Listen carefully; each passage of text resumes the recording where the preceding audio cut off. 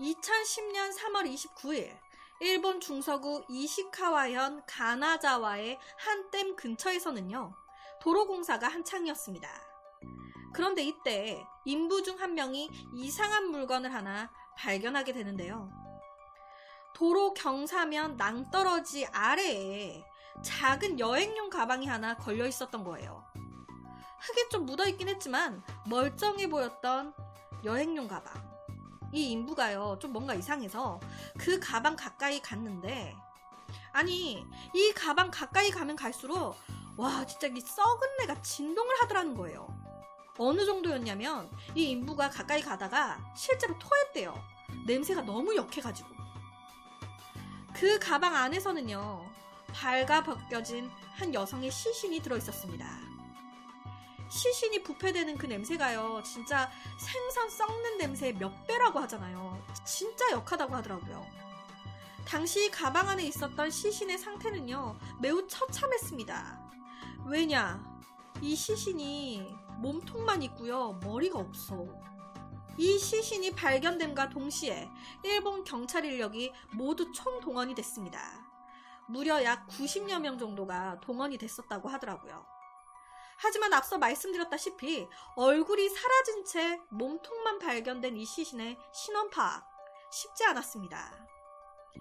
일본 경찰은요, 제일 먼저 실종자 명단 약 100명과 대조해가지고 신원 파악을 해보려고 했습니다. 하지만 맞는 사람이 없었어요.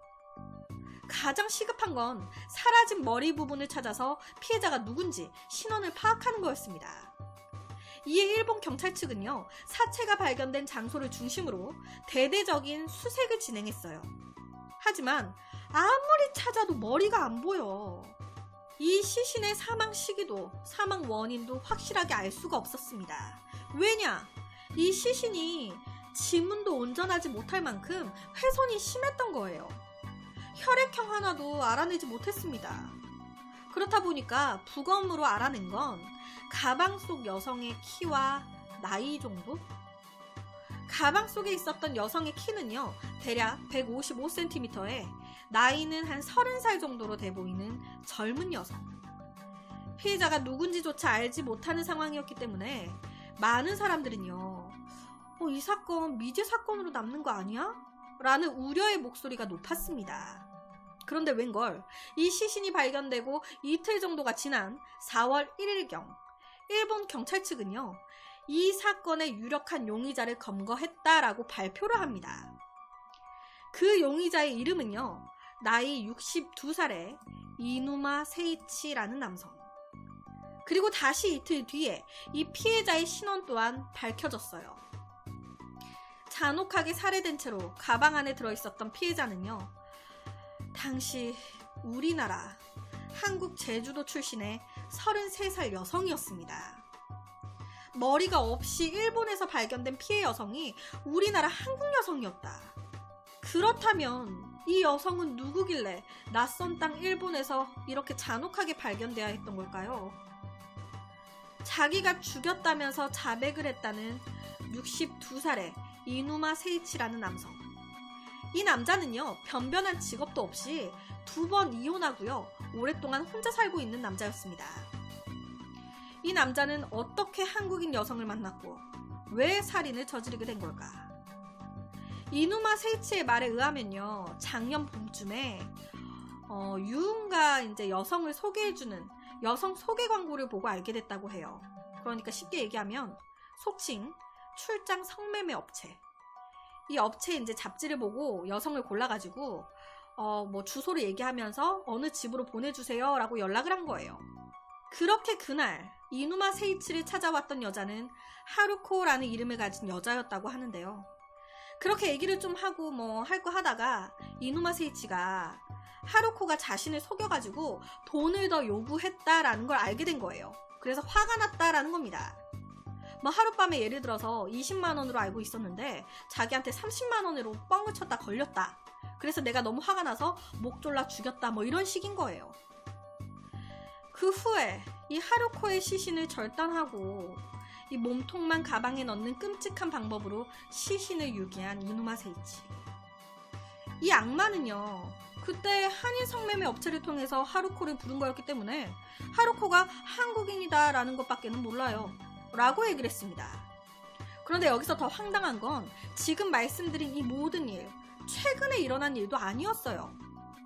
하루코를 살해하고요, 가방 속에 넣어서 시신을 버린 게 작년 10월에 벌어졌던 일인 거예요. 그러니까 시신이 발견되기 전 작년 10월. 작년 10월에 시신을 유기해서 버렸는데 다음 년 3월 말에 발견이 됐다라는 겁니다. 그러니까 무려 반년이 지난 거예요. 이누마 세이치가 살던 동네는요, 하루코의 시신이 발견된 곳에서 10분 정도 떨어져 있는 곳이었습니다. 그리고 이 악마의 집에서 여성용 손거울 하나랑 하루코의 시신이 발견됐다는 기사가 실린 신문이 하나 발견이 됐습니다. 살해 후에 죄책감에 시달리다가 신문 기사를 보고 자수를 결심했다는 이누마 세이치. 범인은 잡았음에도 이 악마 자체가 성매매로 여성을 불러가지고 살인을 저질렀던 거였기 때문에 자기도 한국 여성이라는 것밖에는 아무것도 모른다라고 얘기를 해버리니까 이 피해자의 한국 이름은 뭔지, 어디서 사는 여자였는지, 범인을 잡았음에도 이 피해자에 대한 정보는 아무것도 밝혀내지 못하는 상황인 거예요. 피해자는 누군지 여전히 몰라. 이누마 세이치는요, 분명히 성매매 광고지 속에 하루코를 보고 연락을 했다라고 했거든요. 이 말은 한국인 성매매 광고에 실린 업체에 모두 전화를 해보면 알 수 있지 않을까라는 생각이 듭니다. 당시 잡지에 실려 있었던 한국인 성매매 업체는요, 총 4군데.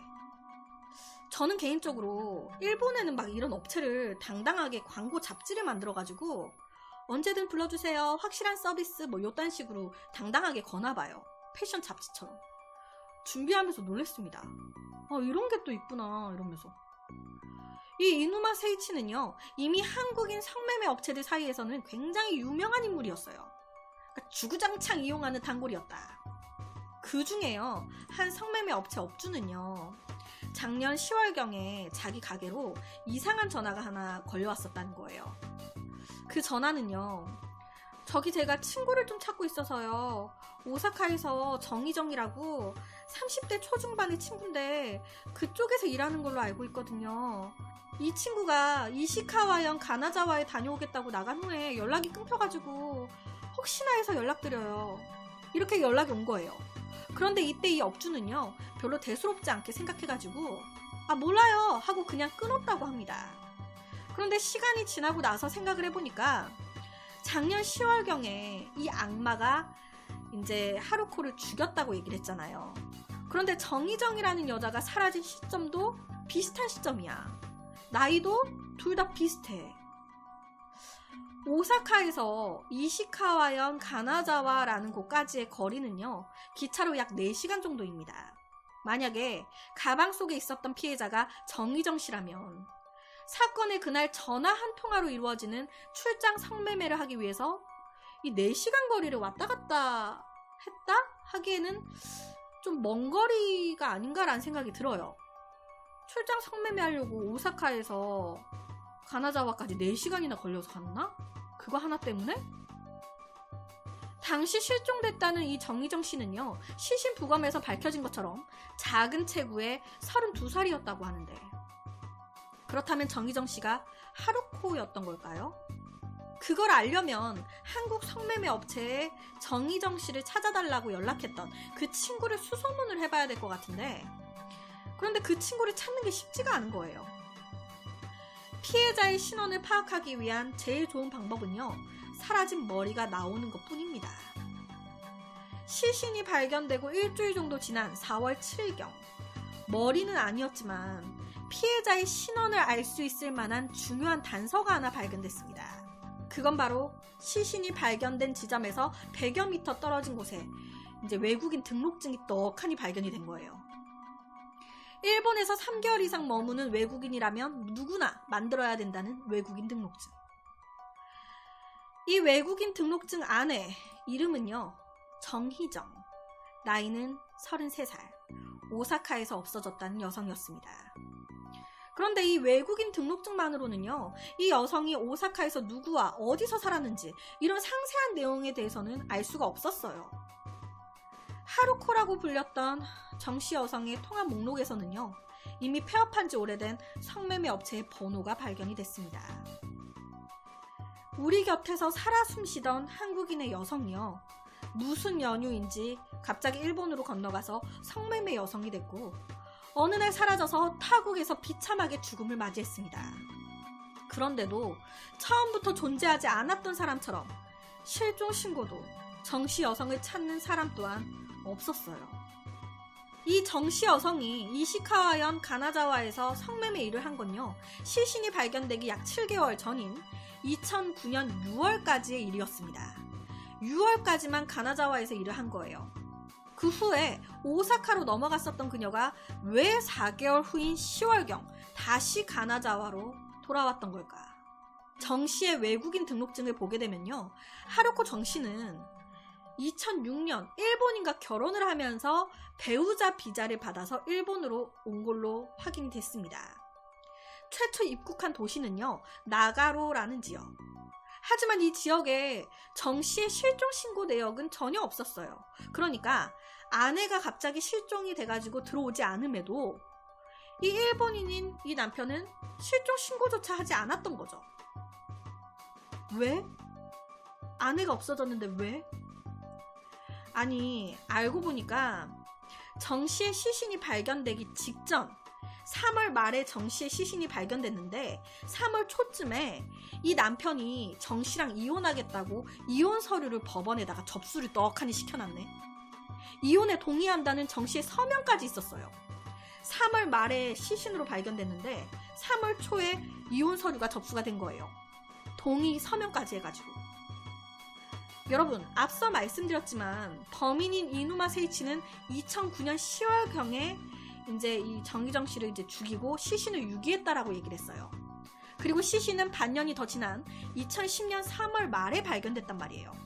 그런데 이 남편은 2010년 3월 초에 아내랑 이혼하겠다고 정 씨도 승낙했다라는 사인까지 받아가지고 제출해놨네. 이게 말이 되는 상황입니까? 정 씨는요, 2009년 10월경에 이미 죽은 사람이었는데 어떻게 죽은 사람이 이혼 서류에다가 사인을 합니까? 신도 못해 그거는. 경찰들이 추적을 한 결과 이 정 씨와 남편 불법 위장 결혼을 한 상태였습니다. 위장 결혼의 대가로 돈을 받아 챙겼던 일본인 남편. 그런 상황에서 남편이 실종 신고를 때려버리면 둘이 위장 결혼했다는 게 밝혀져 버리게 되고, 그러면 자기가 법적인 처벌을 받게 될 수도 있는 거잖아요. 그러다 보니까 당시에 정 씨의 지인분들도 쉽사리 신고도 못하는 상황이었고, 남편도 신고를 못하는 상황이고, 뭐 이렇게 돼버린 거예요. 정 씨의 지인들이 불법 체류자가 많았어요. 그러다 보니까 지인들이 직접 경찰서에 신고는 못하고, 이 지인들이 정 씨가 연락도 안 되고 뭐 좀 이상하니까 법적으로 그래도 당신이 남편이니까 당신이 가서 신고 좀 해달라고 몇 번이나 부탁을 했었대요. 그런데 그 부탁을 뒤로하고요, 대신 이혼 서류를 작성해가지고 이제 제출을 했었던 거예요, 이 남편이.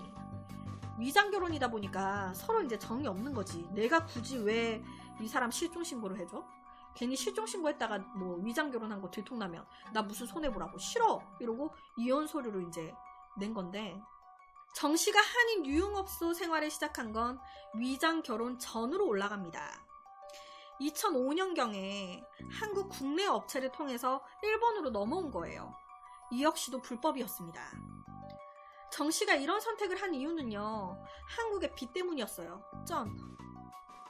여튼 이렇게 일본으로 넘어와서 업주한테 선불금을 받아가지고 빚을 청산을 했고, 말 그대로 선불금이니까 이제 그 선불금을 갚아야 되잖아요. 그러니까 일을 하기 시작한 거예요.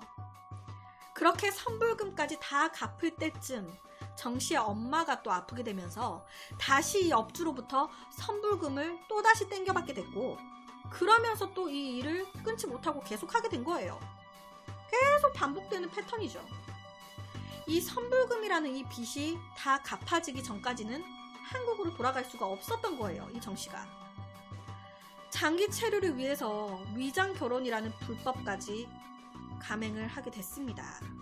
그 후에 2007년 정 씨는요, 오사카의 또 다른 한인 유흥가로 갔는데, 사실 그곳이 한국인 여성들이 실종되는 경우가 좀 비일비재하다라는 말까지 나돌 정도로 좀 그렇다고 해요. 한국인 불법 체류자도 많고 선불금만 땡겨 받아가지고 도망가는 여자도 많고 좀 그러다 보니까 좀 비일비재하다. 이 정 씨는요, 제주도의 한 작은 바닷가 마을에서 학교를 다닌 여자였습니다. 학교 다닐 때는 정말 말수도 적었었다고 하고요.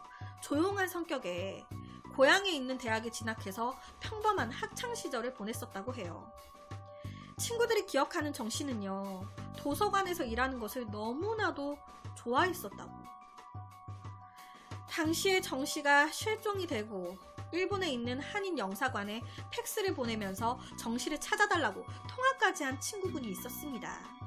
하지만 영사관 측에서는요, 기억조차 못하고 있었어요. 나 친한 언니가 어디로 간다고 나간 후에 실종됐다, 찾아달라. 하지만 영사관 측에서는 그걸 우리한테 얘기하면 어떡해, 경찰서에 신고를 해야지. 우리가 그거 듣는다고 해가지고 뭐 우리 측에서 해줄 수 있는 거 아무것도 없는데? 라고 말을 하는 거예요.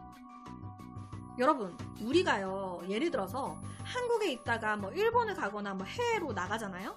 그러면 각자의 핸드폰에 띠링 하면서 로밍 문자가 하나 옵니다. 바로 옆에처럼 위급한 상황을 당하게 되면 대사관이나 영사관에 전화를 주세요 라고.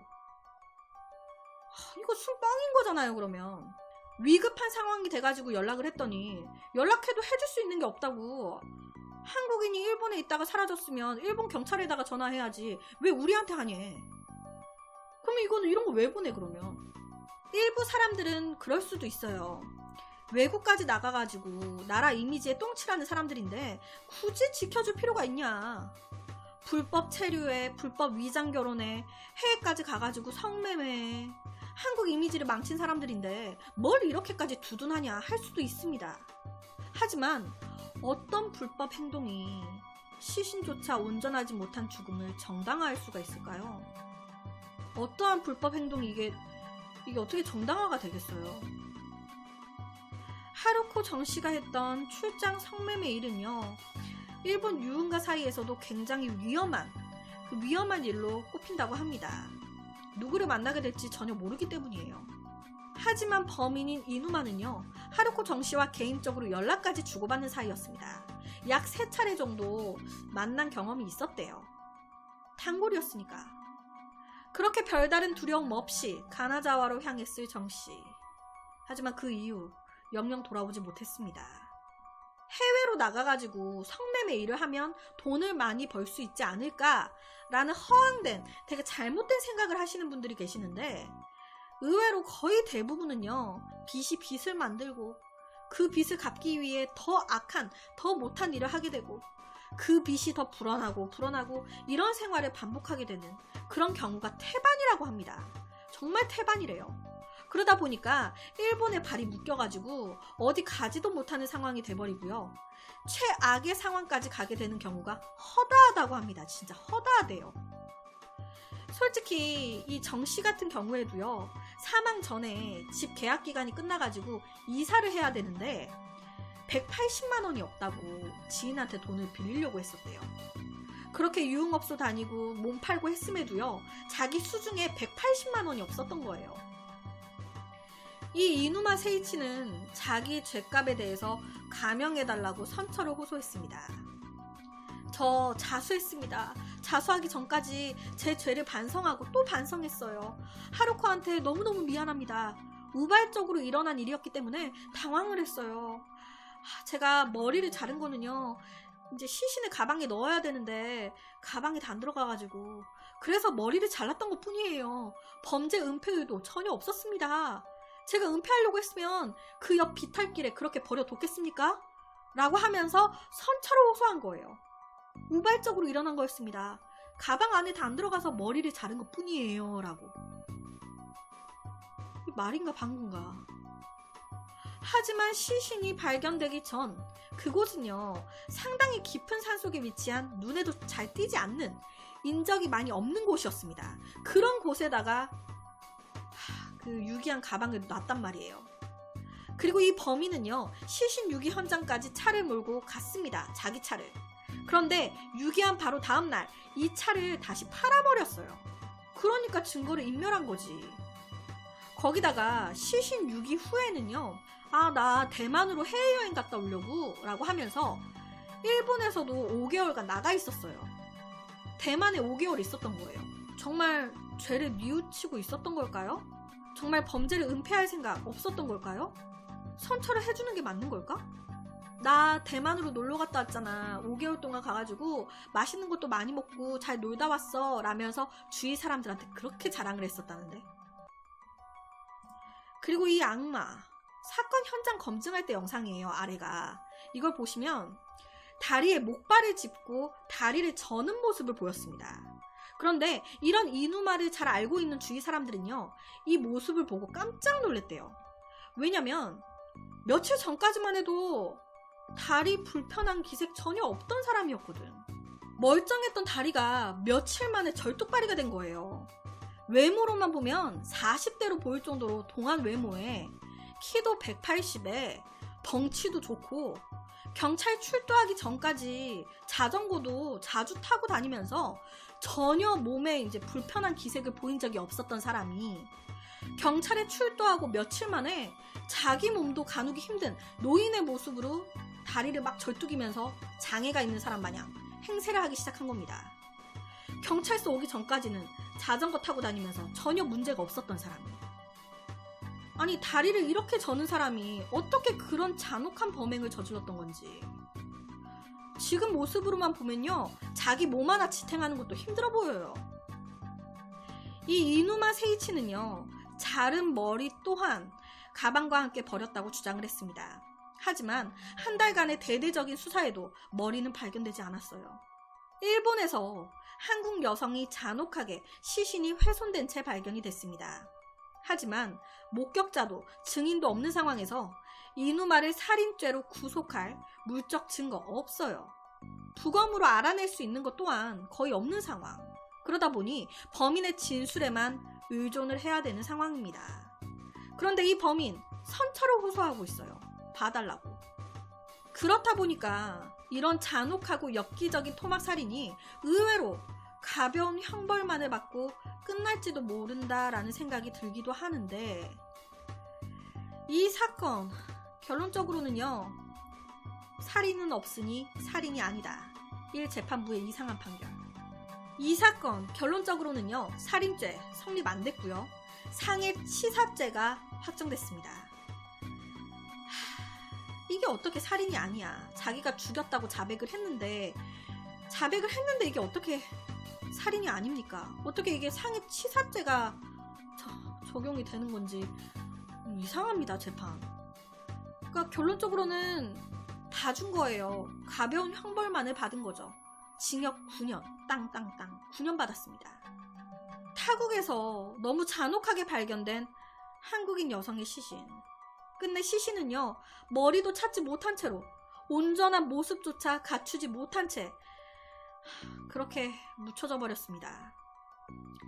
그래서 오늘은 다신 일어나선 안 될 일본에서 일어난 한국인 살인사건에 대한 이야기를 가지고 왔습니다.